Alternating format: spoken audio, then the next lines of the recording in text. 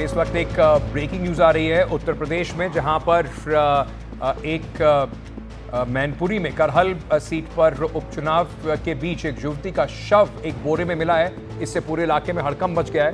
मृतका के परिजनों का आरोप है कि समाजवादी पार्टी को वोट न देने के कारण उसकी हत्या कर दी गई है। परिजनों का कहना है कि युवती बीजेपी को वोट देना चाहती थी, लेकिन प्रशांत यादव नाम के एक शख्स ने समाजवादी पार्टी को वोट देने के लिए उसे दबाव बना रहे थे। ऐसा ना करने पर युवती की हत्या कर दी गई है। ये आरोप लगाए जा रहे हैं। इस वक्त ये एक बड़ी खबर सामने आ रही है। 2 लोगों को इस घटना के बाद हिरासत में लिया गया है। अल्लाह की हालत किस बात को लेकर? इतनी बात के ऊपर है, बता रहे बाने जगह हम किसी से डरते नहीं। मैं कमल में वोट देंगे, मैं किसी को नहीं देंगे।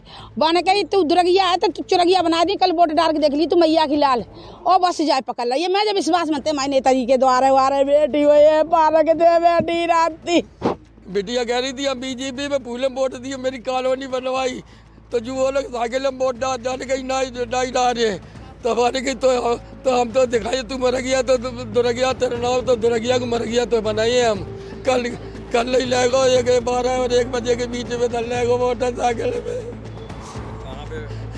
अपने जब नदिया में डेड बॉडी मिली।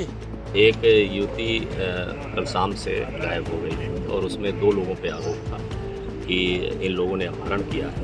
तो तत्काल उन दोनों आरोपियों को पुलिस हिरासत में ले लिया गया है और युवती का शव मिला है। उसको पंचायतनामा पोस्टमार्टम की कार्रवाई कराई जा रही है और उनसे तहरीर प्राप्त की जा रही है और इसमें पूरी सख्ती जो भी दोषी हैं उनको कड़ी कार्रवाई की जा रही है। मेरे सहयोगी रणवीर इस वक्त हमारे साथ जुड़ रहे हैं। रणवीर, काफ़ी संगीन आरोप, गंभीर आरोप लगाए हैं इस पूरे मामले पर और पुलिस जो है वो इस पर कार्रवाई कर रही है, लेकिन राजनीतिक तौर पर भी ये इस तरह की जो घटनाएं हैं, कम से कम आरोप ही अगर इस तरह के लग रहे हैं, ये किसी भी लोकतंत्र के लिए इससे ज़्यादा शर्मनाक नहीं हो सकता कुछ भी। लगिए रणवीर लगता है हमें सुन नहीं पा रहे हैं, तो कोशिश करेंगे रणवीर के पास दोबारा जाएं जब उनसे बातचीत हम कर पाएंगे। लेकिन ये आरोप जो है गंभीर आरोप हैं। चुनाव में वोट डालना मताधिकार आपका अपना अधिकार है। किसी भी पार्टी को, किसी भी कैंडिडेट को आप वोट डालना चाहें, बिना किसी लोभ के, बिना किसी डर के लोगों को वोट डालने की कम से कम एक मजबूत सुदृढ़ लोकतंत्र की पहचान होती है। अगर इस तरह की घटनाएं सामने आएंगी, चाहे वो किसी भी पार्टी के लोगों ने की हो, ये बहुत ही शर्मनाक है। चलिए रणवीर जुड़ गए हमारे साथ। रणवीर, जैसे कि मैं पहले पूछ रहा था जब आपसे बात नहीं हो पा रही थी कि ये बहुत गंभीर आरोप हैं और किसी भी लोकतांत्रिक देश के लिए, लोकतांत्रिक व्यवस्था के लिए इससे शर्मनाक कुछ नहीं हो सकता कि अपनी मर्जी से वोट डालने का खामियाजा आपको अपनी जान दे के चुकाना पड़े।